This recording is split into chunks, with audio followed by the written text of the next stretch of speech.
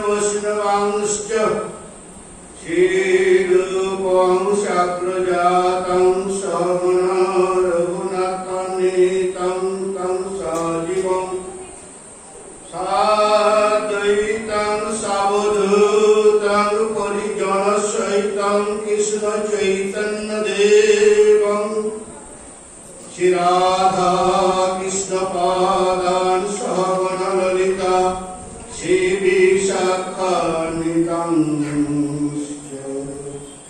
अनर्भित चरित चिरात करुणाय अवतीर्ण कलौ समर्पयितुमुन्नत उच्चत रसं सभक्ति श्रियं परिपूर्ण सुंदर धूति कदम्ब सन्दीपित सदा हृदय स्पन्दने पुरतु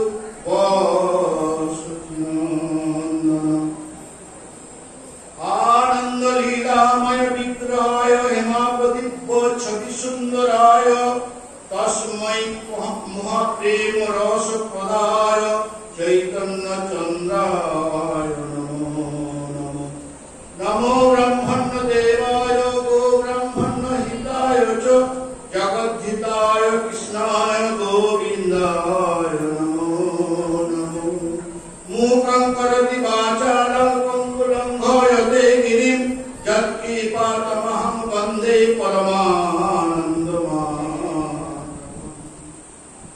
पङ्गुलं भयदशैलं मुकुमापर्तयेत् श्रुतिं यत्कृपातमहं वन्दे कृष्णचैतन्यमीश्वरम्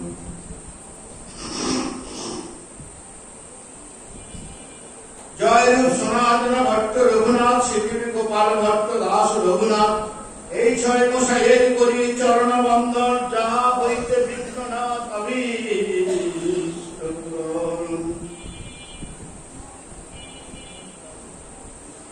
বাঞ্ছা কল্পতরুভ্যশ্চ কৃপা সিন্ধু ভয়ে বচ পতিতানাং পাবনেভ্যো বৈষ্ণবেভ্যো নমো সকল সদা বৈষ্ণবের করি নমস্কার তোমরা সবে মিলে পদধূলি দেহ মস্ত অজ্ঞানতিমিরন্ধস্য জ্ঞানাঞ্জন শলাকয়া চক্ষুরুন্মিলিতং येन তস্मै শ্রীগুরবে শ্রীগুরুপ্রেমানন্দ নিতাই গৌর হরি গৌর শ্রীগুরুপ্রেমানন্দ নিতাই গৌর হরি নারায়ণ নমস্কৃত্য নরং চৈব নরোত্তমং দেবীং সরস্বতীং ব্যাসং ততো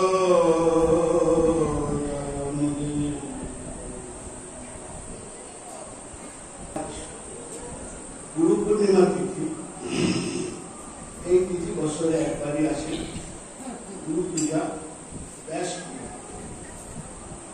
সেই গুরু পূজা ব্যাস পূজা তিথি উপলক্ষে আজকে আমরা শ্রী গোলামা সত্যিমার চরণে আমরা গুরুতত্ত্ব সম্বন্ধে আলোচনা ভগবান শিবকে বলেছেন শ্রী গুরু হচ্ছে সমগ্র এই যে বিশ্বমান বিশ্ব মানুষের মানে বিশ্ব মানবের ভগবানের যে কান্ডারি এই বিশ্ব মানবের ভগবানের কান্ডারি ভবসিন্ধুতে এই নরদেহরূপ সুদৃঢ় যে জাহাজটি ভাসছে এটি একদম পরম শ্রেষ্ঠ 84 লক্ষ জনি মধ্যে এই মানব দেহ সবচেয়ে শ্রেষ্ঠ আমাদের এই যে আত্মা এই আত্মা তার কিন্তু বিনাশ নেই সে ভ্রমণ করতেই থাকে তার ভ্রমণের পরিধিটা 84 লক্ষ জনি 84 লক্ষ জনি যাত্রার অবসানে জীব ভগবানের অনুকম্পায় একবার মাত্র এই নরদেহ পায় দেখুন হিসাবটা কি বলছে 84 লক্ষ সেই 84 লক্ষ জনি ভ্রমণ করতে করতে করতে করতে কত রকম গাছপালা, জীব জন্তু, পশু পাখি, কত রকমের। সেই জনিতে ভ্রমণ করতে করতে করতে করতে 84 লক্ষ জনি ভ্রমণ করতে করতে একবারই মাত্র এই মনুষ্য দেহ। তাই কি বলছেন, এই দেহটা কিন্তু ভোগের দেহ নয়। 84 লক্ষ জনি, তার আগে যে 84 লক্ষ জনি ভোগ হয়েছে, জন্ম হয়েছে, তাতে তো অনেক ভোগ হয়ে গেছে। তাই ভগবান বলছেন এই যে নরদেহ, এই নরদেহটাই হচ্ছে ভবসিন্ধু পরকালে যার সুখের তরণী। তাই তরণী ভবসিন্ধু পারাবার হওয়ার জন্য এই নরদেহটা হচ্ছে তরণী, নৌকা। তাহলে এই তরণীর একটি কর্ণাধার চাই।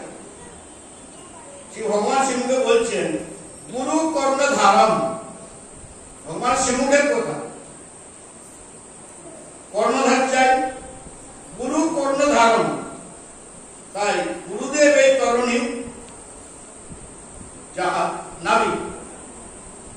যদি সুদৃঢ় নরদেহরূপ জাহাজ কোন ভাগ্যবান, কোন সাধক গুরুরূপ কান্ডারি বসিয়ে দেন, তাহলে ময়ানুকূলেন নবস্যাতি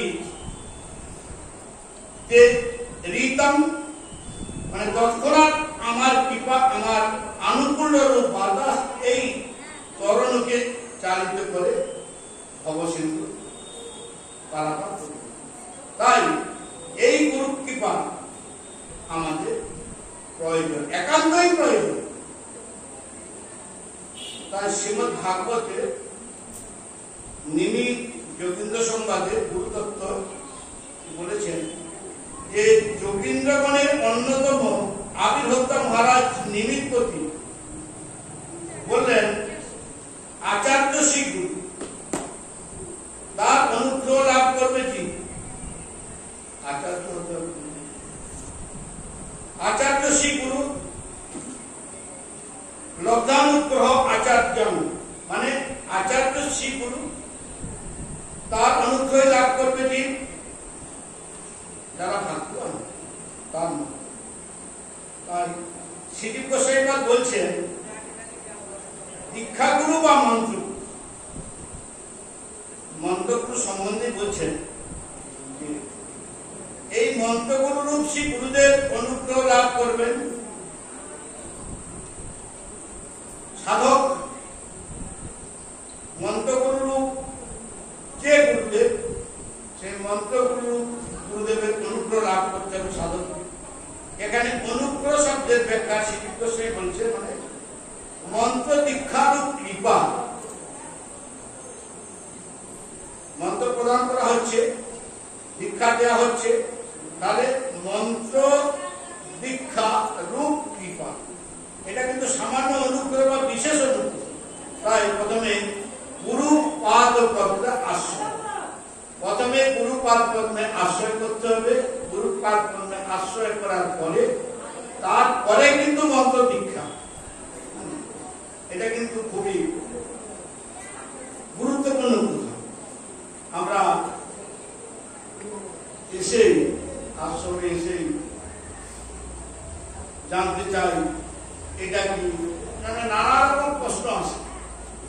হ্যাঁ, কিভাবে ভোগ লাগাবো, কার ভোগ লাগাবো, কার প্রথমে লাগানো দরকার, কার পিছনে লাগানো দরকার, কার ভোগ কাকে দেওয়া যায়, হ্যাঁ, তারপর কাকে অর্পণ করা যায়, এগুলা কিন্তু খুবই আমাদের জানার বিষয়।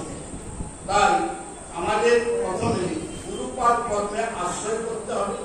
গুরুপাদ পদ্মে আশ্রয় করার পরে গুরুদেবের যদি কৃপা হয়, কিন্তু মনে করলেন হ্যাঁ একে দীক্ষা দেওয়া যাবে, এখন কিন্তু আমাদের যদি দীক্ষা গ্রহণ হয়, গুরুদেব যদি দীক্ষা দেন, তখন কিন্তু আমাদের এই দীক্ষার ফলপ্রসূটা ঠিক হবে। তাই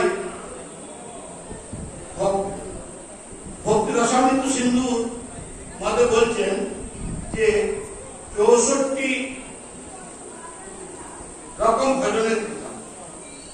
তাই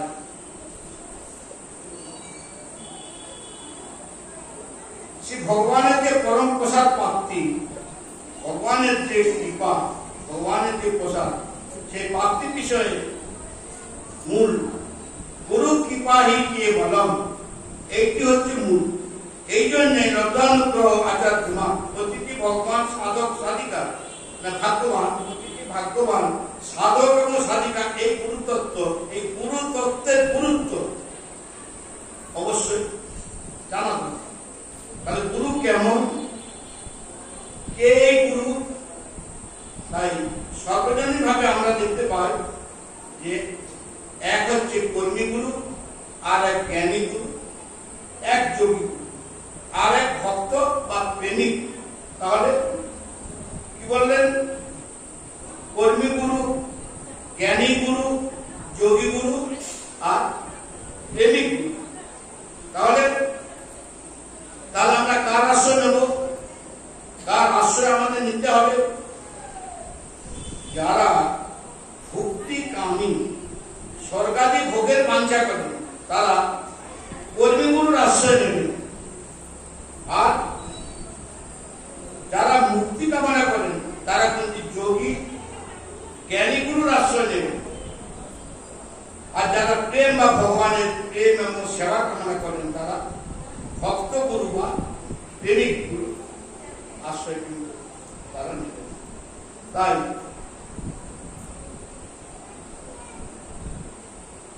শাস্ত্রে ও পরম ব্রহ্মে এবং মিশাত হবেন, এবং তার মধ্যে শাস্ত্র জ্ঞান ও ভগবান পরাভক্তি অবশ্যই থাকতে হবে। তাই আমরা তো এই যুগের মানুষ, কলি যুগের মানুষ, মানে মহাপ্রভু যুগের মানুষ, এসব মধ্যে আমাদের অনেক কিছুই কিন্তু মানে শাস্ত্র অনেক কিছু অনেকভাবেই কিন্তু বর্ণনা করে গেছে। যেমন 4 সম্প্রদায় আছেন, বহু সৎগুরু আছেন, কিন্তু ইদানিং শ্রীমন মহাপ্রভু সেই চিন্ময় জগৎ থেকে এসে অদ্ভুত এবং অত্যন্ত আশ্চর্যময় আধ্যাত্মিক আলোকরশ্মি এই বিশ্বমানের জন্য তিনি আনলেন। এই আলোকরশ্মিতে জগতের সাধকগণ এবং ব্রজভরণের মধুর পথটি তিনি দেখাতে পেরেছেন। একদিকে শ্রীমন মহাপ্রভু হরিনামের যে উন্মাত্ত, সেই হরিনামের উন্মাত্ত আহ্বানে যেমন মোহনিদ্রা সুপ্ত মানুষের ঘুমন্ত চেতনাকে জাগ্রত করে দেয়, এই হরিনামের মহিমা এমনই। অপরদিকে তেমনি সাধনার কঠোরতাকে ব্রজপ্রেমে সঙ্গীত সুধা অতিশয় মধুর এবং আস্বাদ্য করে তোলে। তাই শ্রীমন মহাপ্রভু এই বিশ্ব মানবকে জানালেন যে ভগবান শ্রীকৃষ্ণই হচ্ছে জীবের অতি প্রিয় এবং কাছে। তাকে ভালোবাসার জন্যই আমাদের এই নরকে, তাকে ভালোবাসতে হবে। তাতে এই যে মনুষ্য দেহ, এই নরদেহ, এই মনুষ্য দেহ সার্থক হয়ে যাবে তাকে ভালোবাসতে। যেভাবে ব্রজবাসীগণ তাকে ভালোবেসেছিলেন, সেই ভালোবাসাতেই তিনি, ব্রজবাসীদের ভালোবাসাতেই তিনি কিন্তু বশীভূত হয়ে গেছেন। অতএব যদি গোবিন্দকে একান্ত বশীভূত করতে হয়, তাহলে এই গৌড়ীয় বৈষ্ণব গুরুর চরণে শরণ গ্রহণ করতে হবে এবং তার নিকট দীক্ষা শিক্ষা গ্রহণ করতে হবে। তাই শ্রীমন মহাপ্রভু জগতের জীবকে জানিয়েছেন যে রস ভগবানের স্বরূপ। আর আমরা সত্যিতে দেখতে পাই ভগবান রসময় এবং ভগবান আনন্দময়, কৃপাময়, রস বৈশ্য আনন্দনং ব্রহ্ম, আনন্দ ব্রহ্মেতি রজনাথ। তাই শ্রুতিমাতা বলছেন যে ভগবানের যে রস স্বরূপ, তিনি আনন্দ স্বরূপ, তাকে আস্বাদন করেই জীব কিন্তু আনন্দ পায়। ভগবানের রসকে আস্বাদন করি। আনন্দ পিপাসু মানবাত্মা আনন্দ লাভে আর দ্বিতীয় কিন্তু অন্য কোন পথ নেই। কিন্তু ভগবানের সকল সর্বেই তো সব রসের বিকাশ নেই, কোন কোন সর্বে কোন কোন রসের তার বিকাশ আছে। তাই মহাজন বলছেন যে স্বয়ং ভগবান শ্রীকৃষ্ণ হচ্ছেন অখিল রসান্বিত মূর্তি, অখিল রসান্বিত মূর্তি। শ্রীকৃষ্ণের সমগ্র রসের বিকাশ পূর্ণরূপে। এই জন্য শ্রীমন মহাপ্রভু মত ঠিক উল্লেখ করতে গিয়ে কবি কর্ণকুট পাঠ শ্রী গুরুদেবের শ্রীনাথ গোস্বামী এবং শ্রী ভাগবতের চৈতন্য মত মঙ্গলাচরণে লিখেছেন যে শ্রীকৃষ্ণ চৈতন্য দেবের আনুগত্য ভজন সাধনে আমাদের সমস্ত গৌড়ীয় বৈষ্ণবাচার্যের নিকট দীক্ষা শিক্ষা লাভ করে ভজভজনের সাধন যারা তারা কিন্তু ধন্য এবং তাই শ্রীমন মহাপ্রভু উল্লেখ করতে গিয়ে গোস্বামীনাথ বলছেন আরাধ্যে ভগবান ব্রজেশ তনয়, আরাধ্যে ভগবান ব্রজেশ তনয়। তাই কৃষ্ণ নামটি বললেন না, কৃষ্ণ নামটি না বলে বললেন আরাধ্যে ভগবান ব্রজেশ তনয়।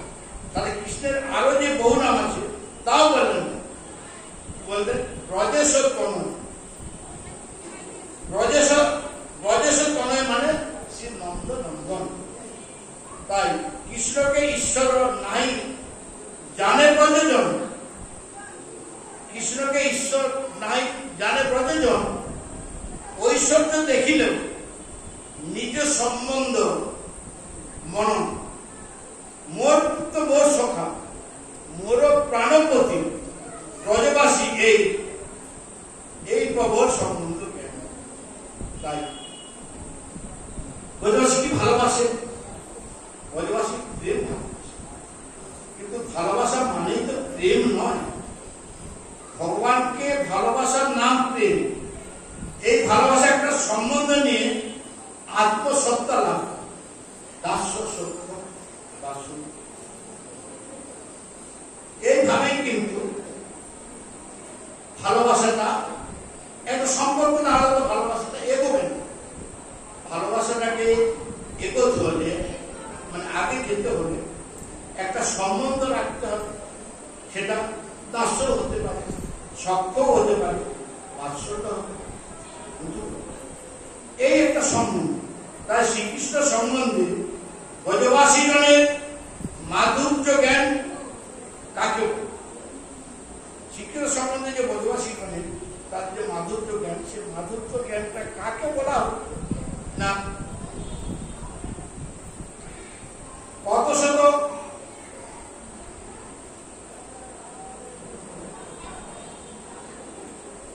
শ্রীকৃষ্ণ যে ভগবান, নন্দনন্দ যে ভগবান, এটা কিন্তু ব্রজবাসীগণ অনেক ভাবে অনেক ক্ষেত্রেই কিন্তু প্রকাশ পেয়েছে। প্রকাশ পাননি? গিরি গোবর্ধন ধারণ করেছেন, কত অসুরকে বধ করেছেন,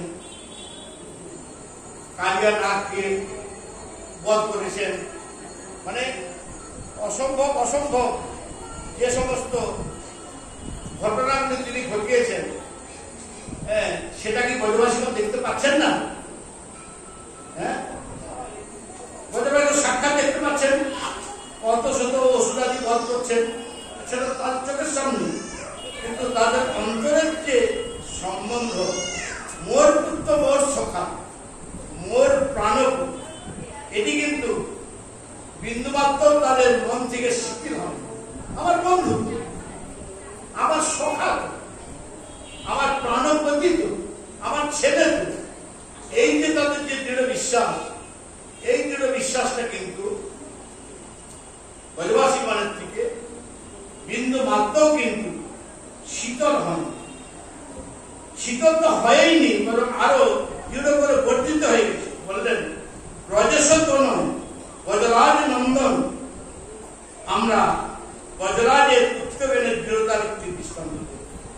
শ্রীকৃষ্ণ বিররস আস্বাদনের জন্য তো মথুরা গেছিলেন।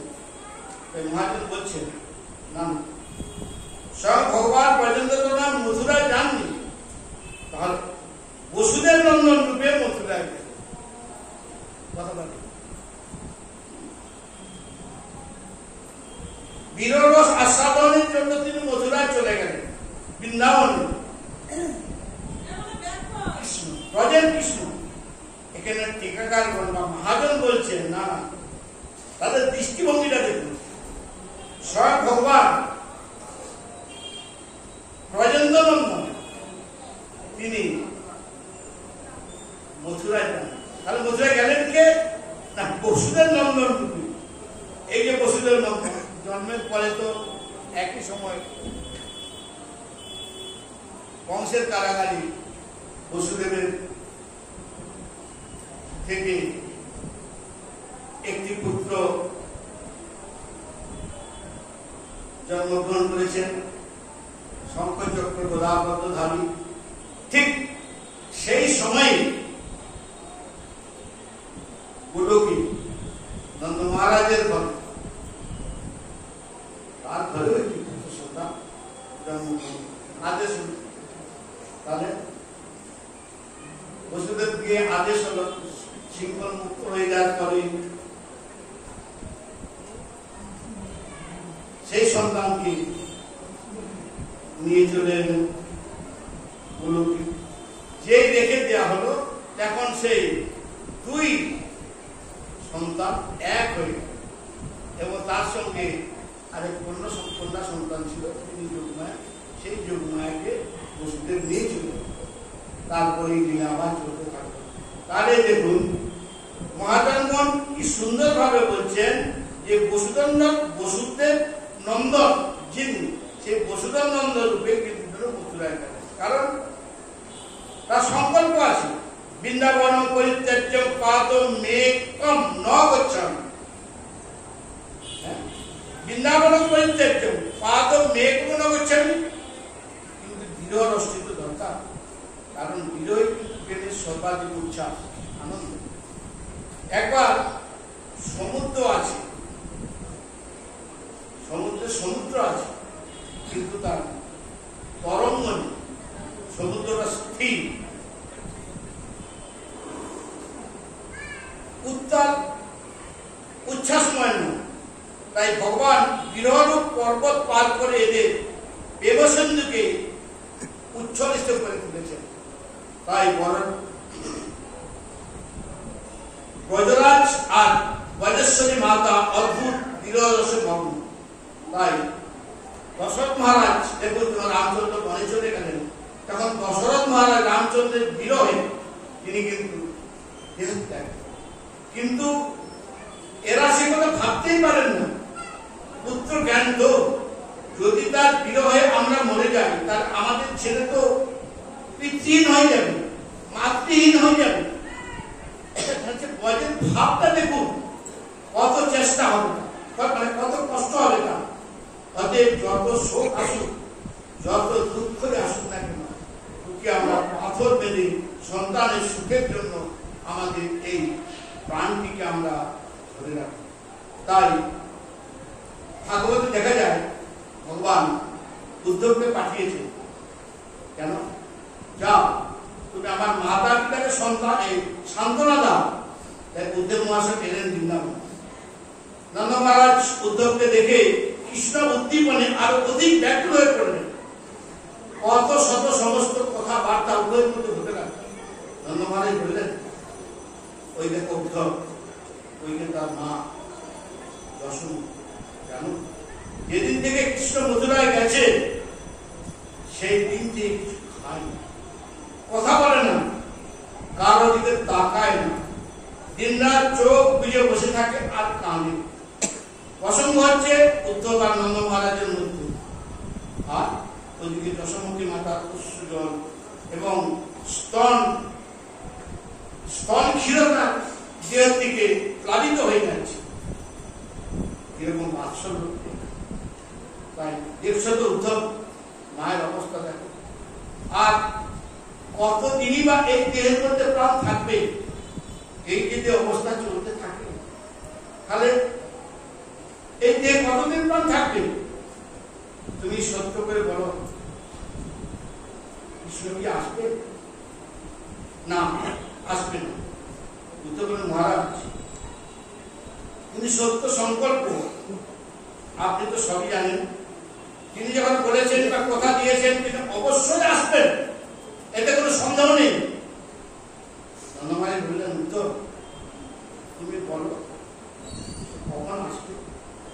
আর 5 দিন 7 দিন পর কখন আসবে আমার কৃষ্ণ? নাকি আসবে না? সেকে বলো যদি সে না আসে তাহলে কিন্তু আমাদের এই দেহ রেখে তো লাভ নেই। এত সুখ, এত দুঃখ, এত কষ্ট, এত দুঃখ, এত কষ্ট আমরা আর সহ্য করতে পারছি না। তাই উত্তর তুমি এসে তো সত্যি করে বলো তোমার ভাবছেন স্তম্ভিত মূর্তির এই উত্তর সাক্ষাৎ জ্ঞান, এই উত্তর। কিন্তু এই শোক সিন্ধুতে ডুবে আর পারাপার পাচ্ছেন। গোবিন্দ বলিয়েছেন যা বৃন্দাবনের মা এবং বাবাকে সান্ত্বনা। কি বলবেন? কিভাবে সান্ত্বনা দিবেন? কি ভাষায় সান্ত্বনা দেবেন? যদি সাধারণ কোন শিশু হয়, তার বিয়ে হলে মা বাবাকে সান্ত্বনা দেওয়া হয়। কাঁদছেন কেন? সংসার তো অনিত্য, মরতে তো হবেই। অতএব এই কান্নাটা ভগবানের জন্য কান্না, এই জীবন সার্থক হয়ে। কিন্তু এরা তো সেই ভগবানের জন্য কাঁদছে। সুতরাং আমি কি করে বলবো? আমি কি করে বলবো যে তোমরা কাঁদো না, তোমরা কাঁদবে না? তাই জ্ঞান এসে গলা থেকে শুদ্ধ উদ্যোগ হয়ে গেছে, কথা বলতে পারছেন না। শেষে তার একটা কথা মনে পড়ে গেল, এত যে এরা বিলাপ করছে, এর মধ্যে শ্রীকৃষ্ণকে পুত্র বুদ্ধি এবং ব্রজের নন্দন ব্রজের স্তনন।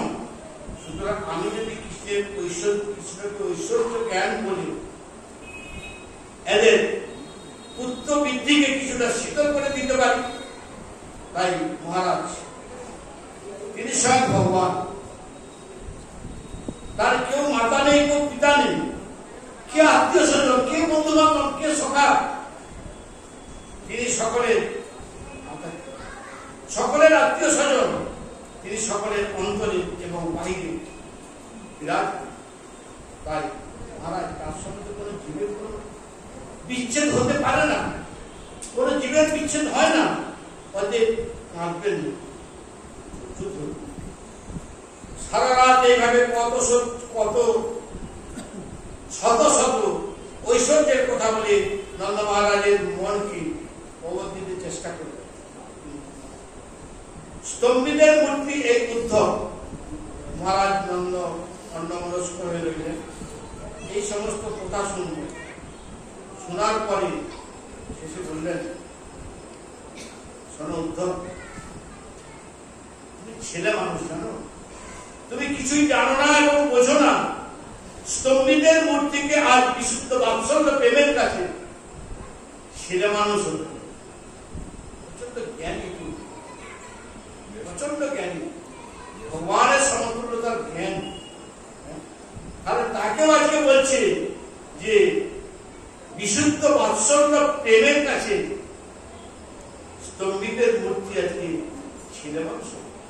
দেখো তো, তুই বলছো আদি দানব, যখন আমার ছেলের যখন নামকরণ হয় জানো, তখন যে তত্ত্বজ্ঞানী বর্গাচার্য মুনি এই কথা বলেছিলেন, তস্মাৎ নন্দ জায়তম তে নারায়ণ সমগুণই। বর্গাচার্য মুনি বললেন নামকরণের সময়, হে মহারাজ, আপনার এই যে নন্দনন্দন, আপনার এই যে সন্তান জানেন, তার মধ্যে নারায়ণের সমান গুণ আছে। নারায়ণের সমগুণই, মানে নারায়ণের সমান গুণ আছে। তাই কি আমার ছেলে নারায়ণ হয়ে গেল না? তার নারায়ণের সমান গুণ থাকতে পারে, তারপরে সে নারায়ণ হয়ে গেল? কি বলছো তুমি উত্তর? তাই বলে কি আমার ছেলে নারায়ণ হয়ে গেল? সে ভাগ্যবান, জন্মান্তরের স্বীকৃতি বলে সে নারায়ণের কিছু গুণ পেয়েছে, তার মধ্যে নারায়ণের কিছু গুণ প্রকাশিত হয়ে বলে চলেছেন নন্দ মহারাজ। আমরা কি জানি না কত শত পশুকে সে বধ করেছে? তাতে কি হয়েছে? আর উদ্ধব, তুমি বলছো সে আমার সন্তান নয়, সে আমার পুত্র নয়, সে আমার ছেলে নয়, নারায়ণের কোন প্রকাশ হবে? তাতে কি হবে? হতেই পারে আমারই ছেলে, নারায়ণের কোন প্রকাশ হলো, তো তাতে কি হয়েছে? সে আমার ছেলে হয়তো কিছুদিনের জন্য গেছে, কিন্তু এটা তো তারই স্থান, তারই লীলা স্থান। আমরা তার মাতা পিতা, এখন আমরা হয়তো মরণের পথে চলে যেতে বসি, বয়স হয়ে গেছে, তো হয়তো যে কোনো সময় মরণ হয়েও যেতে পারে, সে আসবে না কেন? উত্তর মহাশয় মনে মনে চিন্তা করছে, বড় ভুল হয়ে গেছে। আমি এই যে এখানে এতগুলো জ্ঞানের কথা বললাম, এদেরকে বাৎসল্য প্রেমের উপদেশ দিলাম, এই বাৎসল্য প্রেম সিন্ধুতে উদ্ধবের ঐশ্বর্য জ্ঞান সেটা সমুদ্রে ডুবে, কিন্তু সিন্ধু কিন্তু আলোড়িত হয়নি, বিন্দু মাত্র সিন্ধু নড়েনি। তিনি বললেন, মহারাজ মা আপনারই আমি বুঝতে পারিনি মহারাজ, আমি ক্ষুদ্র জীব, তো আমাকে মার্জনা অপরাধ, আমার অপরাধ আপনারা মার্জনা করবেন। আপনাদের মতো এইরকম প্রেম ও সিন্ধুকে আমি সান্ত্বনা দিতে এসেছি, আমার বড় ভুল হয়ে গেছে মহারাজ। মহারাজ, আপনার ছেলে সত্যি কথা দিয়েছে, আপনার কাছে আসবে। তবে জানেন, আপনি এত কাঁদছেন, এত বিলাপ করছেন, সমস্ত ব্রজবাসীর প্রাণ তো আপনি।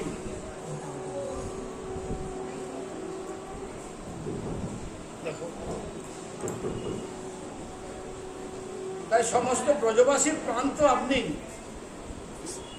সকলে আপনার মুখের দিকে তাকিয়ে আছে। মহারাজ, আপনি যদি কৃষ্ণ বিরহে এতখানি ব্যাকুল হয়ে যান, তাহলে সকলের কি অবস্থা হবে জানেন? সকলের কি অবস্থা হবে? তাই যতদিন না কৃষ্ণ ফিরে আসেন, মহারাজ, আপনি ব্রজবাসীকে সান্ত্বনা দিতে ততদিন পর্যন্ত আপনি ধৈর্য ধারণ করে আপনি বসুন। উদ্ধব মহাশয় এই রূপে লৌকিকভাবে সান্ত্বনা দেওয়ার চেষ্টা করবেন।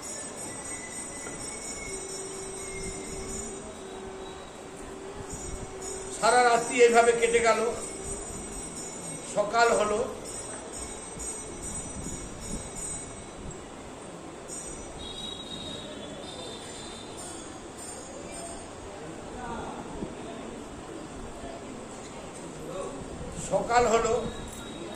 তিনি নন্দ মহারাজের চরণ ধুলি নিয়ে পাত্রকৃত্য করতে করতে বেরিয়ে পড়লেন এই ব্রজেশ তনয়।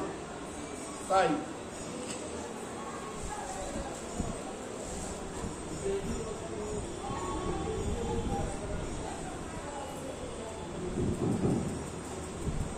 তিনি হচ্ছেন অনন্ত এবং তার মাধুর্য অনন্ত।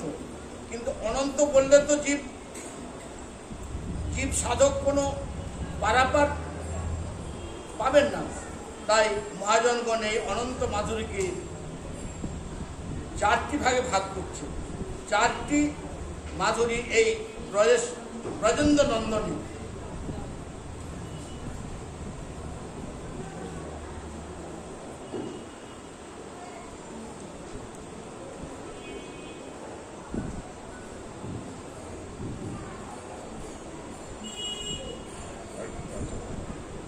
তাই বলছেন এই যে আপনার এই চারিটি মাধুরী ব্রজেন্দ্র তনয়ে, এই ব্রজসানা এগুলি কিন্তু অন্য কোথাও নেই। একটা হচ্ছে লীলা মাধুরী। লীলা কাকে বলে না? ভগবান যখন পার্শ্বগণের সঙ্গে বিভিন্ন ক্রিয়া করেন বা খেলা করেন, তারই নাম হচ্ছে লীলা। তাই ভগবানের চেষ্টা হচ্ছে দু প্রকার, একটি হচ্ছে কর্ম আর অপরটি হচ্ছে লীলা। তিনি যে অসুর এবং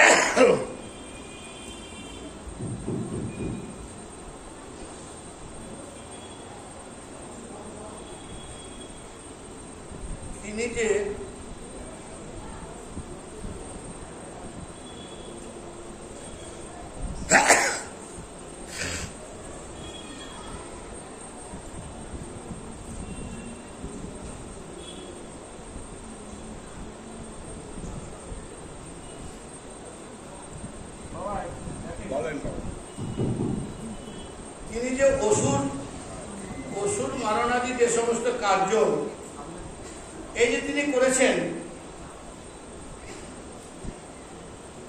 ধরা যে ভাত তিনি হরণ করেছেন, একে বলা হয় কর্ম। আর যখন পার্শ্বগণের সঙ্গে মধুর মধুর খেলা করেন তখন বলা হয় লীলা। কর্ম অপেক্ষা লীলা অতিশয় সমৃদ্ধি এবং সম্পন্ন এবং পরম আস্বাদ। কিন্তু লীলাতে যদি ঐশ্বর্য ভাব আসে তাহলে সম্ভব এবং গৌরবের উদয়ে আস্বাদকের আস্বাদন কুঞ্চিত হয়ে যায়।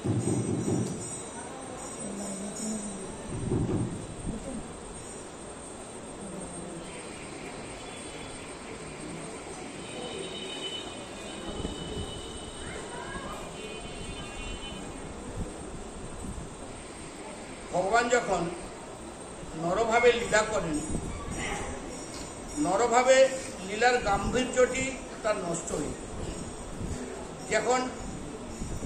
যেখানে ঐশ্বর্য ভাব এবং মাধুর্য ভাব এই দুইটি আপন বৈশিষ্ট্যকে বজায় রেখে মাধুর্যের পুষ্টি সাধন করতে থাকে, তখন তার নাম হয় ব্রজলীলা। এই ব্রজেন্দ্র নন্দনের দুই একটি লীলার দৃষ্টান্ত এখানে যেমন আসছে। যখন শ্রীকৃষ্ণ 6 দিনের শিশু ছিলেন, 6 দিন যখন তার বয়স, তখন কংস পুতনাকে পাঠিয়েছিলেন। সে এসেছিল কৃষ্ণকে হত্যা করার জন্য এবং স্তনে বিষ মারি।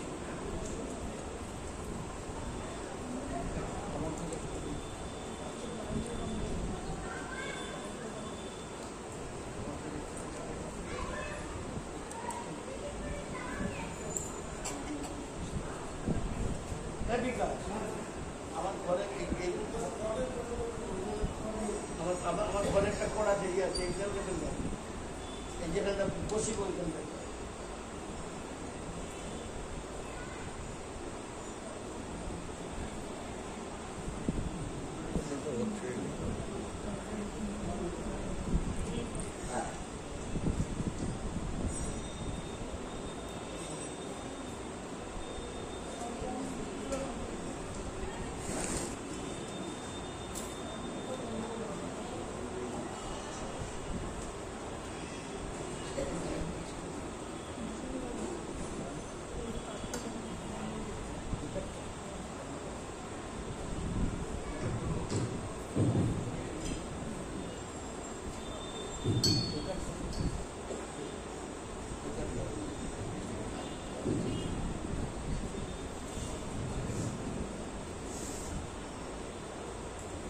ভগবান শ্রীকৃষ্ণ যখন 6 দিনের শিশু, আরেকটু আগিয়ে দাও সামনে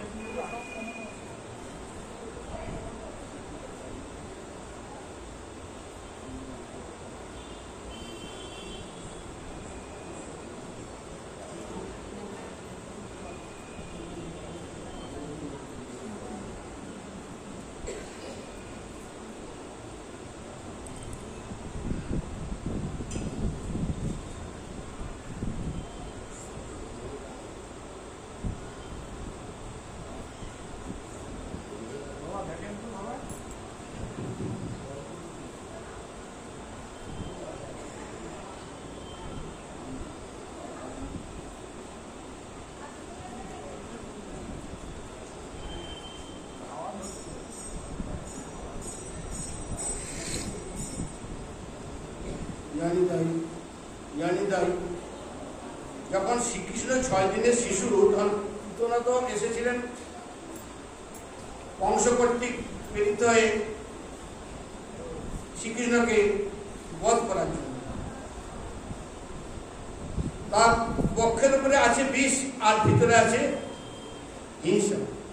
সেই বালক হাতি পুতনা মন্দির রাক্ষসী তার দিকে বালক হাতি বলা, তাই বালককে নাশ করাই ছিল হচ্ছে পুতনার কাজ।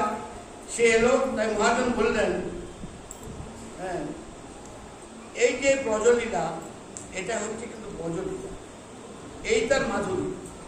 পুতনা মনে করছে কিভাবে যাবে, অতি সুন্দর রমণীর বেশ ধারণ করে তারপরে তিনি এসেছেন, এসে দাঁড়িয়েছেন। সকলেই ভাবছেন বা ওনার কোনো আত্মীয় হবে। ভগবান শ্রীকৃষ্ণের কাছে চলে গেছেন, কোলে নিয়েছেন, আদর করছেন। তার সেই স্তনের মধ্যে যে বিষ মাখানো ছিল, সেই স্তন তার মুখে মধ্যে দিয়েছেন। ভগবান হাঁ করেছেন, স্তনটা চুষতে আরম্ভ করেছেন। এই হচ্ছে ভগবানের লীলা। পুতনা বলছেন, আরে ছাড় ছাড় ছাড়, আর স্তনপানের প্রয়োজন নেই। ভগবান মনে মনে ভাবছেন, আমি তো ধরতে জানি, আমি কিন্তু ছাড়তে জানি, তাই ছাড়ার স্বভাব কিন্তু আমার নেই, আমার ধরার স্বভাব। তাই তোমাকে তোমার অভিষ্ট আমি দান করব, তবে আমি ছাড়ব। আরেকটি লীলা প্রসঙ্গে গোস্বামীপাদ বলছেন, দামবন্ধন, সারা ব্রজের যে রজ্জু, সারা ব্রজের যে দড়ি একত্রিত করেছেন শ্রীকৃষ্ণকে বাঁধবেন, এবং অন্যান্য গোপীগণ এনে দিচ্ছেন, দড়ি যোগান দিচ্ছেন, যশোদ মাতাকে দড়ি যোগান দিচ্ছেন শ্রীকৃষ্ণকে বাঁধার জন্য। বাঁধতেই হবে, আর এই শিশুকে আজকে বাঁধতেই হবে। হ্যাঁ, এত রজ্জুতেও বাধা পড়ছে না। 2টি আঙুল কিন্তু কম পড়ছে, 2 আঙুলের বেশিও নয়, 2 আঙুলের কমও নয়। এই 2 আঙুলই পার্থক্য তখন শেষ হয়ে যাচ্ছে। প্রথম রজ্জুতে তিনি বেঁধে ফেলতে পারতেন, তো কিন্তু বাঁধতে পারলেন। তাই হে ভগবান, যাকে স্বয়ং ভয় পেয়ে থাকে, সেই তুমি দধিভাণ্ড ভেঙে অপরাধী হলে। অথচ যশোদা যখন তোমাকে বন্ধনার্থ রজ্জু বহন করেছিলেন, তখন তুমি যে কাজল ধোয়া অশ্রু ব্যপ্ত বদনে আদমুখ অবস্থান করেছিলে, তোমার সেই অবস্থা আমরা বিমোহিত হই। তাই হে নন্দনন্দন, ভক্তের প্রেম এবং ভগবানের অন্তরে স্বভাব সৃষ্টি।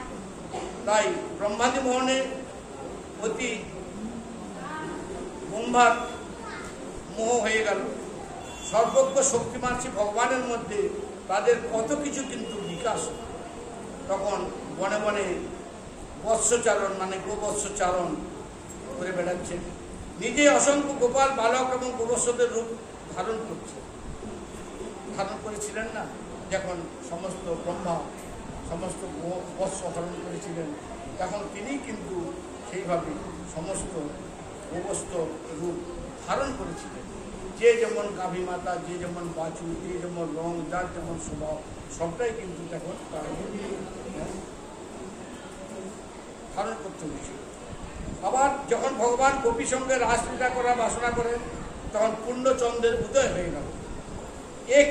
মানে কি ধরনের অদ্ভুত ঐশ্বর্য দেখুন। 300 কোটি গোপী সকলকে নিয়ে, আর 2 গোপীতে এক মূর্তি প্রকাশ নৃত্য করছেন, তার মধ্যে ঐশ্বর্য। কিন্তু গোপিকার মনে কি কোনো ঐশ্বর্য জেগেছিল? এই 300 কোটি এবং 300 কোটি গোপীর সঙ্গে এক কৃষ্ণ, তখন গোপিকার মনে কি কোনো ঐশ্বর্য জেগেছিল? তাদের মনে কি হচ্ছে যে কৃষ্ণ কৃষ্ণ এই প্রকারই নাচতে জানে, এইভাবে সে নাচে, তাই আমার কাছে আসছে, এর কাছে আসছে, ওর কাছে আসছে, আবার অন্যের কাছে যাচ্ছে। এটাই হচ্ছে সেই কৃষ্ণের নিত্য কৌশল। কিন্তু তিনি যে এত মূর্তি ধারণ করে আছেন, এই যে 300 শত কোটি মূর্তি তিনি ধারণ করে আছেন, এটা কিন্তু কবিরা কিন্তু প্রকাশ পাচ্ছেন। কিন্তু তিনি যে এত মূর্তি ধারণ করেছে এটা কবিদের মনের মধ্যে কখনই স্থান হয়নি। এই হচ্ছে ঐশ্বর্য, মাধুর্য, লীলা সামঞ্জস্য, এটাই হচ্ছে লীলা।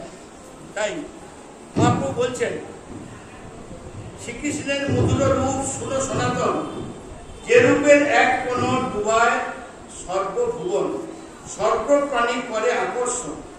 শ্রীকৃষ্ণের রূপের সিন্ধু কিন্তু জগৎ ডুবাতে, গজেন্দ্র নন্দনের সেই সিন্ধুর দরকার হয়, তাহলে এক ফোঁটায় জগৎ ডুবাই যায়।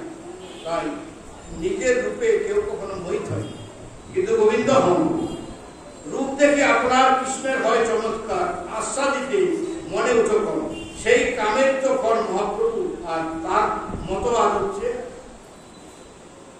মহাপ্রভু মনে পড়েছিল বিল্বন ঠাকুর, সনাতন গোসাইবাদের নিকট একটি শ্লোক পাঠ করলেন, ঐশ্বর্যের কথা বলতে বলতে মাধুর্য সিন্ধুতে ডুবে গেলেন মহাপ্রভু। কারণ শ্রীকৃষ্ণ মাধুর্যের সমুদ্র।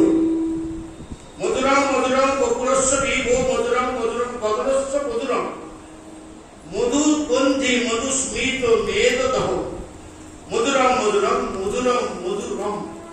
তাই মহাপ্রভু সত্যি মনে করে গেলেন, মধুর হইতে সুমধুর, তা হইতে সুমধুর, তার যেই মুখ সুধাকর তাহা হইতে সুমধুর, তা হইতে সুমধুর, তার সেই স্মিত জ্যোৎস্নার পর তা হইতে সুমধুর, তা হইতে সুমধুর, তা হইতে অতি সুমধুর। আপনার এক কোণে ব্যাপে সবে ত্রিভুবনে দশদিক কয়ে যার বহু। এখানে সনাতন গোসাইবাদের কথা হচ্ছে। আজকে গুরু পূর্ণিমা, এবং এক কথা বলা হয় মুড়িয়া পূর্ণিমা। এই মুড়িয়া পূর্ণিমা, এই তিথিতে আজকে শ্রীপাদ সনাতন গোস্বামী নিত্যলীলায় প্রয়াস করেছে। তার তো নিত্যলীলা চলছে, সেই নিত্যলীলায় সনাতন গোস্বামী প্রবেশ করলেন আজকে এই গুরু পূর্ণিমা, এই মুড়িয়া পূর্ণিমা তিথি। সনাতন গোস্বামী কি? সনাতন গোস্বামী আমাদের মহাপ্রভু বৃন্দাবন যার আগে কিন্তু 6 গোস্বামীর অন্যতম গোস্বামী, অন্যতম প্রাণ পুরুষ, বৃন্দাবনের প্রাণ পুরুষ, বৃন্দাবনের উপকার এই সনাতন গোস্বামী। মহাপ্রভু নিজে বলেছেন, সনাতন তুমি সম ত্রিভুবনে নাই, মানে তোমার সমান এই ত্রিভুবনে নেই। এই সনাতন গোস্বামী কর্ণাটকের ব্রাহ্মণ, তখন মুঘল সাম্রাজ্য। সেই মুঘল সাম্রাজ্যের সময় বাংলা বিহার উড়িষ্যার যে নবাব, সেই হুসেন শাহ, সেই হুসেন শাহ দরবারে মন্ত্রী অবস্থায় রত ছিলেন এই সনাতন গোস্বামী। দেখুন, কর্ণাটকের ব্রাহ্মণ, তিনি দেশকে রক্ষা করার জন্য, যাতে সুন্দরভাবে একটা রাজ্য চলতে পারে, তার জন্য তিনি মুসলমানের চাকরি করুন, গোলামি করুন, রাজা হয়ে রাজ্য পরিচালনা করছে এই সনাতন গোস্বামী। এই মামলা মহাপ্রভু যখন মালদায় গেলেন, তার ভাই রূপ গোস্বামী, 2 ভাই, এরা ছিলেন 3 ভাই, অনুপম, সনাতন, সনাতন রূপ অনুপম, অনুপম ছোট, সনাতন বড়, তারপর রূপ গোস্বামী নিজ, অনুপম গোস্বামী ছোট।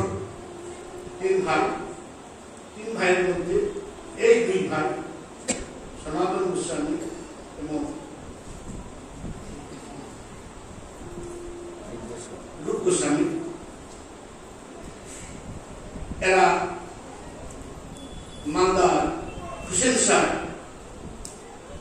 রাজত্বের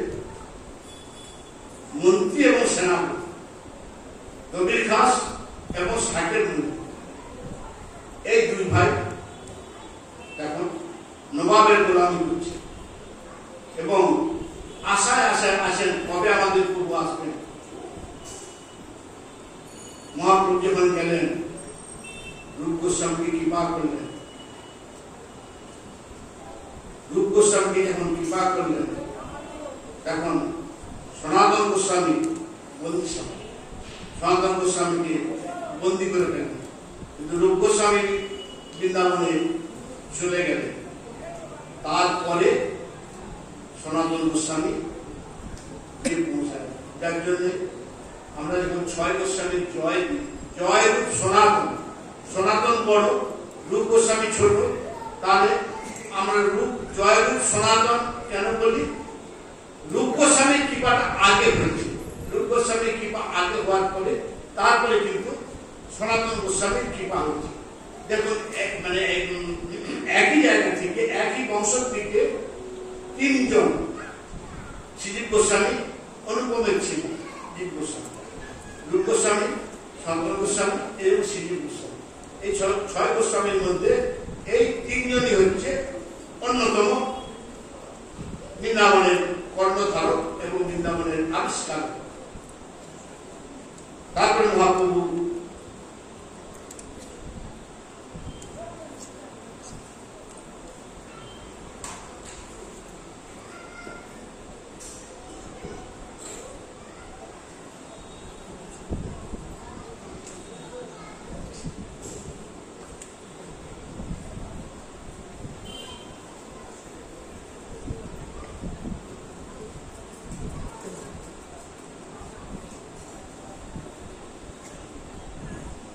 সেই সনাতন গোস্বামী বৃন্দাবনে ভজন করছে, এক এক বৃক্ষ তলে এক এক দিন বাস, প্রভু চরাচরগণ প্রভু উপবাস, কেউ জিজ্ঞাসিলে বলে ওই চৈতন্যের দাস। এই সনাতন গোস্বামী বৈরাগ। তার আগে মহাপ্রভু বললেন, তুমি সমস্ত ভুবনে নাই, এই সনাতন তোমার সমান ত্রিভুবন সর্বমত্ত পাতাল দ্বিতীয় নেই। এই সনাতন গোস্বামী এমন তার ভজনের নিষ্ঠা, নিত্য শ্রীরাম বৃন্দাবন থেকে পায়ে হেঁটে গিরিরাজ পরিক্রমা করতেন, গিরিরাজ পরিক্রমা করে এসে আবার মাধুপুরি করতেন, মাধুপুরি করে ভোগ লাগাতেন, মানে আটা চুন, বৃন্দাবন আটাকে চুন বলা হয়, সেই চুন ভূমিকা করতেন এবং সে আটাকে কি করতেন, জল দিয়ে মেখে গোলা পাকাতেন, এরকম নিয়ে গোলা পাকিয়ে সেই গোলাকে আগুনের মধ্যে দিয়ে দিতেন, আগুনের মধ্যে দিয়ে সেইটি মদন মোহনকে ভোগ লাগাতেন। মদন মোহন সনাতন গোস্বামী প্রতিষ্ঠিত এবং সে মন্দির আজও ভগ্ন অবস্থায় আছেন। কোন একজন মুঘল সাম্রাজ্যের কোন একজন নবাব, মুঘল সাম্রাজ্য তিনি ওই মন্দির ভেঙে দিয়েছিলেন, গোবিন্দ মন্দির ভেঙে দিয়েছিলেন এবং অনেক অনেক মন্দির ভেঙে দিয়েছিলেন। সেই সময় বৃন্দাবনে গোবিন্দ, গোপীনাথ, মদন মোহন তারা কিন্তু সবাই কিন্তু বিভিন্ন জায়গায় চলে গেলেন, বৃন্দে দেবী সকলে কিন্তু বিভিন্ন জায়গায় চলে গেলেন। যেসব মন্দির করে গোস্বামীগণরা যেসব মূর্তি প্রতিষ্ঠা করেছিলেন পরবর্তীকালে কিন্তু সেই মূর্তি চলে গেছে। তো সেই সনাতন গোস্বামী সেইভাবে জীবনযাপন করছেন। দেখুন তাদের নিষ্ঠা, ভজন, তাদের ভজনই তো আজকে প্রজেক্টকে সার্থক করে তুলেছে। আজকে ভজনের প্রজেক্টের সার্থক এই বৈষ্ণবগণের, গোস্বামীগণের ভজনের দ্বারা। এখন সেখানে চলছে সেই ভজন। তো সেই সনাতন গোস্বামী সেইভাবে জীবনযাপন করছে। একদিন মদন মোহন নিজে বলছেন, সনাতন সনাতন তুমি নিত্য এইভাবে ভোগ দিচ্ছ, আমি খেতে পারছি না সনাতন, তুমি একটু লবণ দাও, লবণ ছাড়া সময় কোথায়? সকাল থেকে উঠে চলে যাচ্ছেন রাধাকুণ্ড হয়ে, গিরাজ পরিক্রমা করে আবার আসছেন, এসে ভিক্ষা করছেন, চুন ভিক্ষা আটা ভিক্ষা করছেন, করে সাথে সেইভাবে কান্নার মধ্যে পুড়িয়ে ঠাকুরের ভোগ দিচ্ছে, সময় চাই তো। তারপর তার ভজন লীলা স্মরণ। মদন মোহন নিজে বলছেন, সনাতন আমাকে লবণ। তাহলে ভাবুন তো কোন স্তরে তার, যে গোবিন্দ মদন মোহন গোপীনাথ তার দিকে পাওয়ার জন্য, সেই ভগবানকে পাওয়ার জন্য কোটি কোটি বৎসর অর্চনা বন্দনা যোগী জ্ঞানী তারা কিভাবে সাধন ভজন করে চলেছেন, কিন্তু সেই মদন মোহন কি বলছেন, সনাতন আমাকে একটু লবণ দাও, লবণ ছাড়া তো খেতে পারছি না। সনাতন গোস্বামী কি বলছেন, আমার দরকার নেই, তোমার যদি লবণ দরকার হয় অনেক ভালো ভালো জায়গা আছে, চলে যাও, আমার কাছে তুমি ওই ছাড়া পাবে না। দেখুন, এই হচ্ছে প্রেমের ঠাকুর, ভক্তির ঠাকুর। ভক্তি দিয়ে যদি ভালোবাসা যায়, প্রেম দিয়ে যদি ভালোবাসা যায়, কিছুই লাগে না, সে আপনার বসে বশীভূত হয়ে যায়। সেই সনাতন গোস্বামী জীবনী অনেক অনেক, তাদের জীবনী তো মহাসমুদ্রের মতো, তাদের জীবনী অবর্ণনীয়, বর্ণনা করার মতো নয়। এই জগৎকে শিক্ষা দিয়ে গেছেন তাদেরই আদর্শ। ছয় গোস্বামীগণ তাদের এই আদর্শে এই জগৎকে শিক্ষা দিয়ে গেছেন। তো সেই সনাতন গোস্বামী যখন পরিক্রমা করে একদিন আসছেন, দেখছেন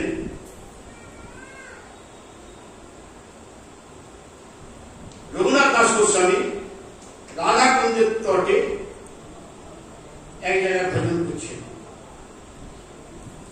এইভাবে ভজন করছে, দেখছেন একদিন হঠাৎ দেখতে পেলেন রঘুনাথ দাস গোস্বামী ভজন করছেন, তার পাশে একটি বাঘ জল খাচ্ছে। তখন জঙ্গল ছিল, বন, চারিদিকে বন, একটি বাঘ জল খাচ্ছে।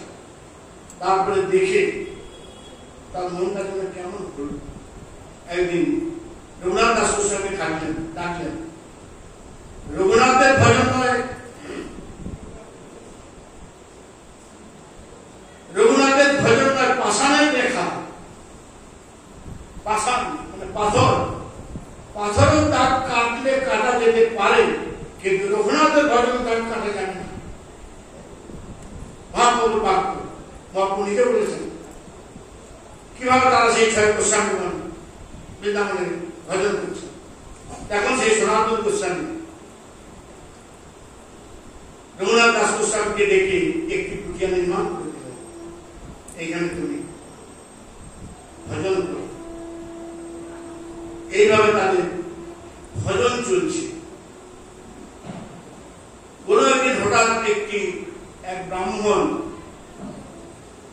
এসে উপস্থিত হয়েছে। গরিব ব্রাহ্মণ, খুব কষ্টের মধ্যে দিন কাটাচ্ছে। তারপরে কন্যা দায়গ্রস্ত, কন্যা তার পাত্রস্থ করতে হবে। এখন তার স্ত্রী কিভাবে শুনেছে,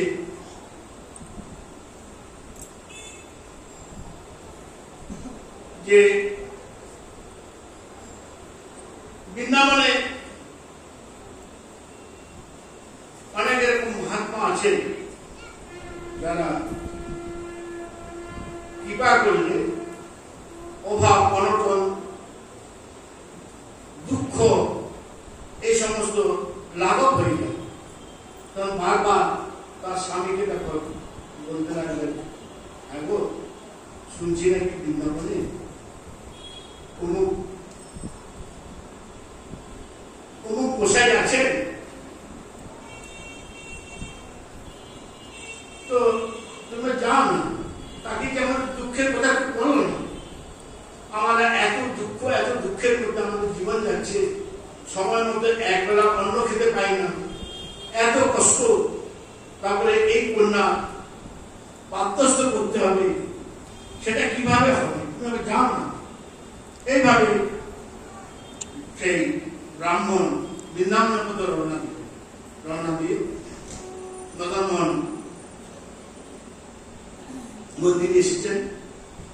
এসে সেই সনাতন গোস্বামী প্রমাণের খোঁজ করেছেন, খোঁজ করে তাকে দুঃখের কথা বলেছেন, আমি খুবই গরিব, আমি সময় মতো দুবেলা দুপুর খেতে পাই, আমার প্রচুর অভাব অনটন, অতএব তুমি আমাকে একটু কৃপা করো যাতে আমি অন্তত এই যে আমার দারিদ্রতা, সেই দারিদ্রতার জন্য কিছুটা যেন লাঘব হয়, আমি যেন কিছুটা মুক্ত হতে পারি এই দারিদ্রতা থেকে। ব্রাহ্মণদেব, আপনি কি বলছেন?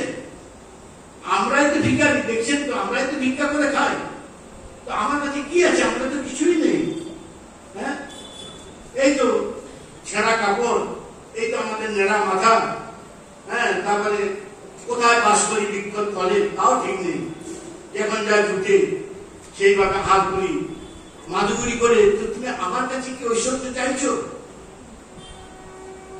বলে এইভাবে কয়েকদিন চলার পরে যখন ব্রাহ্মণ ঠিক পেলেন না, তখন সেখান থেকে চলে যাচ্ছে।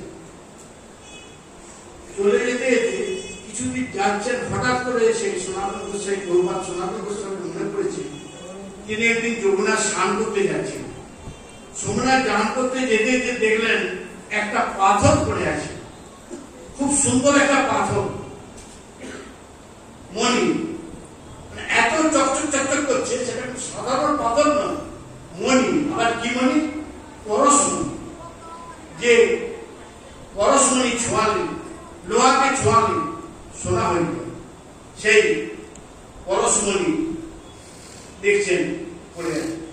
কি করলেন তিনি? পায়ে করে সেটা বালি চাপা দিয়ে, যদি কেউ কখনো নেয়, কারো কাজে লাগে, লাগতেও পারে। হঠাৎ করে তার সেই কথাটা মনে পড়ে গেল, আরে আমি তো একদিন যমুনায় স্নান করতে যেতে যেতে একটা পাথর দেখেছিলাম, চকচক করছিল, সেটা সে পরশমণি ছিল।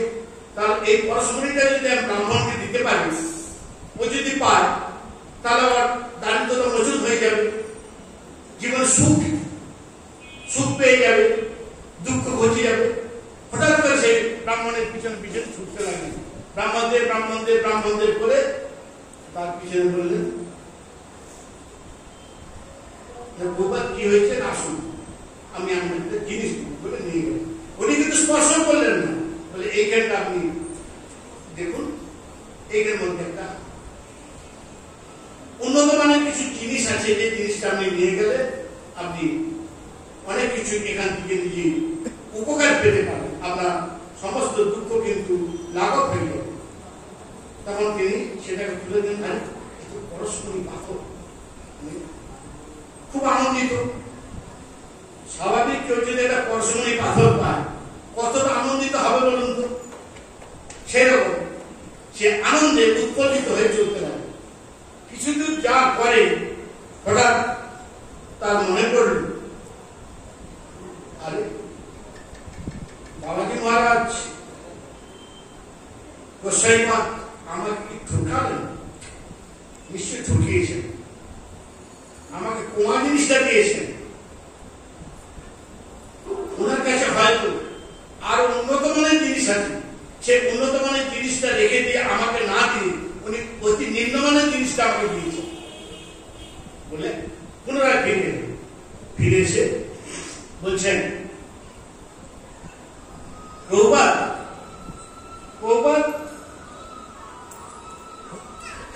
আপনি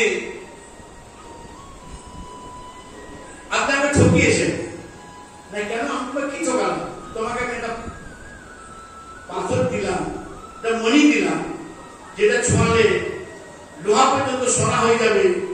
হ্যাঁ, আমি সেটা তোমাকে দিলাম, আর তুমি আমাকে বলছো আমি তোমাকে ঠকালাম? না, নিশ্চয়ই ঠকিয়েছি। এর চেয়েও অনেক মূল্যবান জিনিস আপনার কাছে আছে যেটা আপনি আমাকে দেননি। এই নিম্নমানের জিনিসটা আপনাকে দিয়েছেন, আপনি আমাকে দিয়েছেন। তা আপনার কাছে যদি মূল্যবান জিনিস আছে তাহলে সেই মূল্যবান জিনিস আপনি আমাকে দেন। বৈষ্ণব কৃপা, সাধুর কৃপা যদি হয়, হ্যাঁ, তখন সমস্ত বন্ধন মুক্ত হয়ে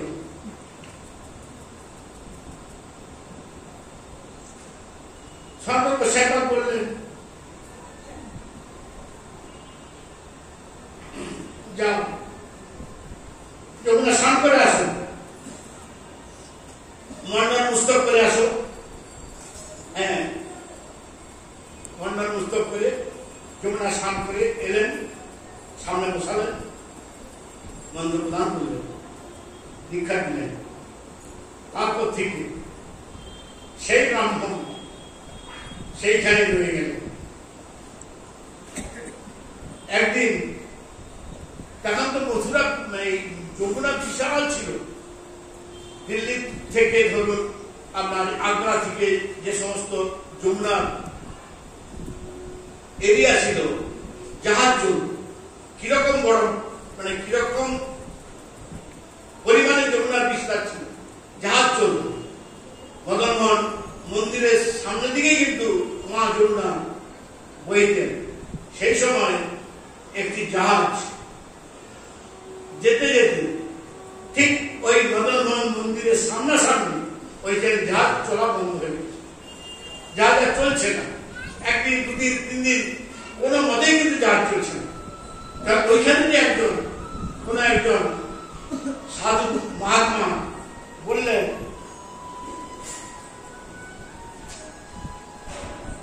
তুমি এক কাজ করো তো, জাহাজের মালিক, সে মালিককে বললেন, বাবু আপনি কাজ করুন তো, ওই যে মন্দির দেখছেন মদনমোহন মন্দির, ওই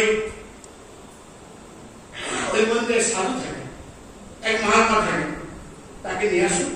তাকে নিয়ে এসে যে কোনো আপনার জাহাজের মধ্যে আপনি তার পদার্পণ করুন, তার চরণ যেন জাহাজের মধ্যে পড়ে, দেখবেন তখনই কিন্তু আমরা জাহাজ চলতে থাকি।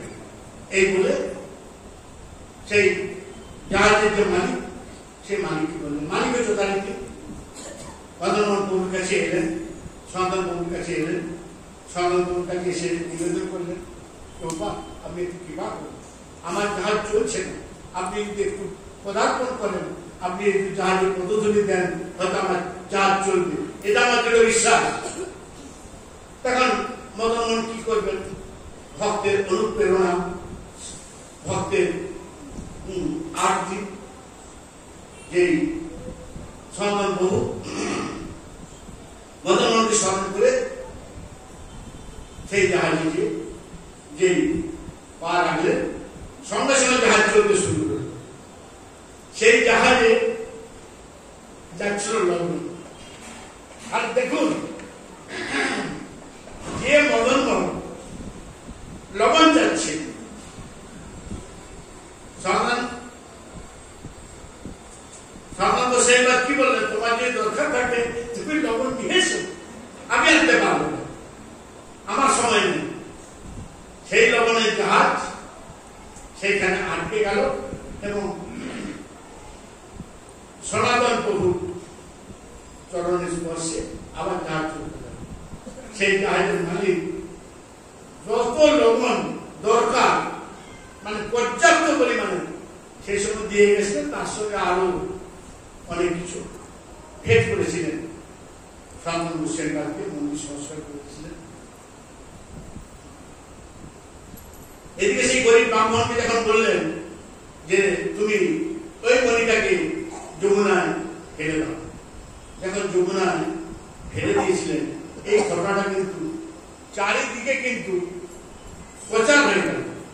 সেই সময় আমাদের মুঘল সম্রাট আকবর সেই সময় দিল্লির সম্রাট, তো আকবরের কানে যখন খবরটা পৌঁছান, আকবর এসে তাকে দর্শন করলেন এবং দর্শন করার পরে আকবর কিন্তু খুব ধর্মপরায়ণ ছিল। সমস্ত সাধু সন্ত মহাত্মাদের সম্মান করতেন এবং পরম ভক্তি এবং শ্রদ্ধা সমস্ত বৃন্দাবনবাসী, ব্রজবাসী এবং সাধুগণের প্রতি শ্রদ্ধাশীল ছিলেন মুঘল সাম্রাজ্য আকবর। এবং তিনি আরো এই যে প্রাণী হিংসা বন্ধ, সারা বৃন্দাবনের মধ্যে কোন প্রাণী হিংসা চলবে না, আকবর কিন্তু সেই ফরমান দিয়ে গেছিলেন। সেই ফরমানের কপি আজ আমাদের পুরাণের পাঠপড়ি আশ্রমে আছে। আকবর কিন্তু ফরমান সারা বৃন্দাবনের মধ্যে কোন প্রাণী হিংসা, কোন জীব হিংসা চলবে না।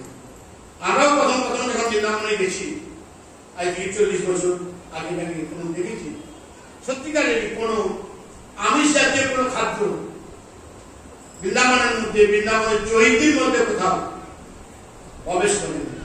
তো ইদানিং আমাদের মধ্যে কিছু দুষ্কৃতিকারী এমন কিছু আছে, তারা এদিক ওদিক গোপনে গোপনে হয়তো তারা চেষ্টা করছে। তার সেই আকবর পর্যন্ত সেই বৃন্দাবনকে কিভাবে সম্মান দিয়ে গেছিলেন এবং সেই আকবর সেই পরশমণিকে খোঁজার চেষ্টা করেছিলেন কিন্তু পাননি। কিন্তু সব অলৌকিক ক্ষমতা সম্পন্ন সেসব জিনিস। এই ব্রাহ্মণের বাড়ি বাবা বর্ধমান নাগপুর। হ্যাঁ, বর্ধমান। তো সেই আকবরের কাছে আকবর একদিন শাহবাগ বাবুর কাছে এলেন, চরণের করে বললেন যে আমি তো আপনার দাস, দেখুন একজন ভারতের মধ্যে তখন তিনি তো প্রথম ভারতের নাগরিক, 1 নম্বর, যত সমস্ত ক্ষমতা তার হাতে। সেই মুঘল সাম্রাজ্যের যে সম্রাট, তিনি আকবরের চরণে, সনাতন গোস্বামীর চরণে করে নিবেদন করছেন, প্রভুপাদ আপনি আমাকে যদি আদেশ করেন তাহলে আমি এই যে বৃন্দাবনের ঘাট, এই বৃন্দাবনের ঘাট আমি কিছুটা হয়তো সংস্কার করে দেওয়ার চেষ্টা করি। সরকার প্রভু বললেন না না, থাক না। অনেক অনুনয় বিনয় করে যখন বললেন তোমাকে করবে বলছো, ঠিক আছে, তাহলে এক দৃষ্টিতে বসে তাকাও। এক দৃষ্টিতে বসে তাকিয়েছেন, তখন সেই সনাতন গোস্বামী তার দিব্য দৃষ্টি দিয়েছেন। ভগবান শ্রীকৃষ্ণ জন্মের সময় যেরকম অবস্থা ছিল সেই অবস্থাটা দর্শন করালেন আকবরকে। দর্শন করে আকবর স্তম্ভিত হয়ে গেছেন, কি প্রভুর চরণে পড়ে গেছেন মূর্ছিত হয়ে। তারপরে বলছেন প্রভুপাদ কৃপা করতেন, আমার সাম্রাজ্যের যে ঐশ্বর্য আছে তাতে হয়তো 2-5 সংস্করণ হতে পারে, সম্ভব নয়। তাতে আমি আপনার চরণে দাসকে আমি ক্ষমা করতে, এইসব আমাদের কাছে মানে এইসব আবেদন নিবেদনগুলো আপনাদের কাছে আমাদের রাখা উচিত হয়। আমার যদি ভুল ত্রুটি থাকে আপনি আমাকে ক্ষমা করবেন। এই হচ্ছে আমাদের সনাতন গোস্বামী। অনেক বললাম না, সমুদ্রের মতো যাবে জীবন, সমুদ্রের জল কি আপনি মাপতে পারবেন? সেরকম সনাতন গোস্বামী, ছয় গোস্বামী, তাদের যে জীবন চরিত, সে জীবন চরিতকে মাপার মতো কোনো কাঁটা পাল্লাও নেই, কোনো মেশিন নেই। তাদের জীবন, তাদের চরিত্রকে মাপা যায় এবং বর্ণনা করা। আজকে সেই সনাতন গোস্বামী তিথি।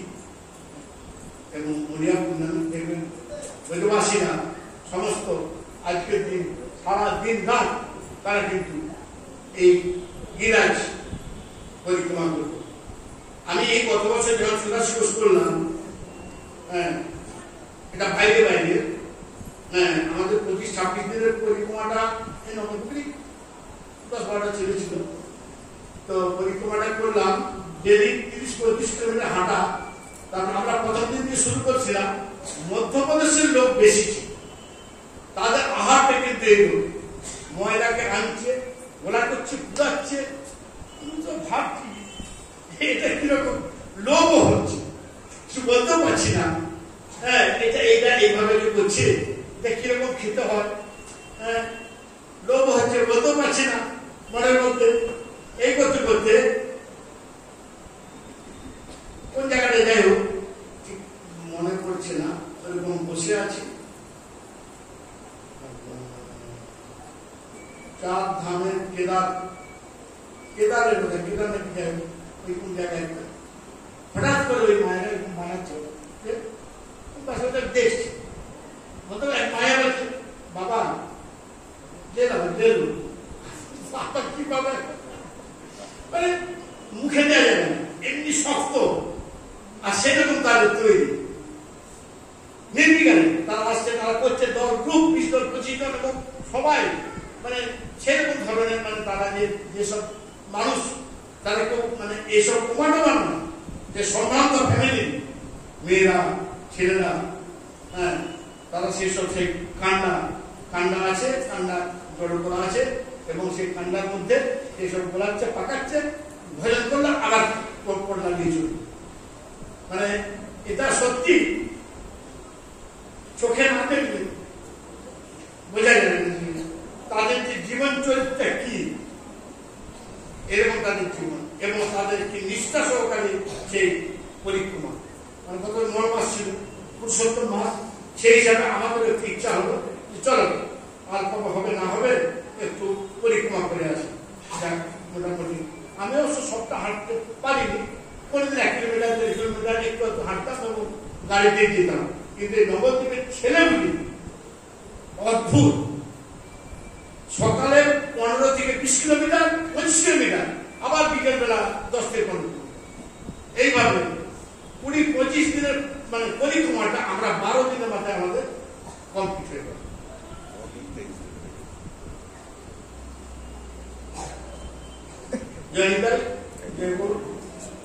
আমি এখানে বিশ্বাস রাখলাম, আবার আগামীকাল কৃপা হলে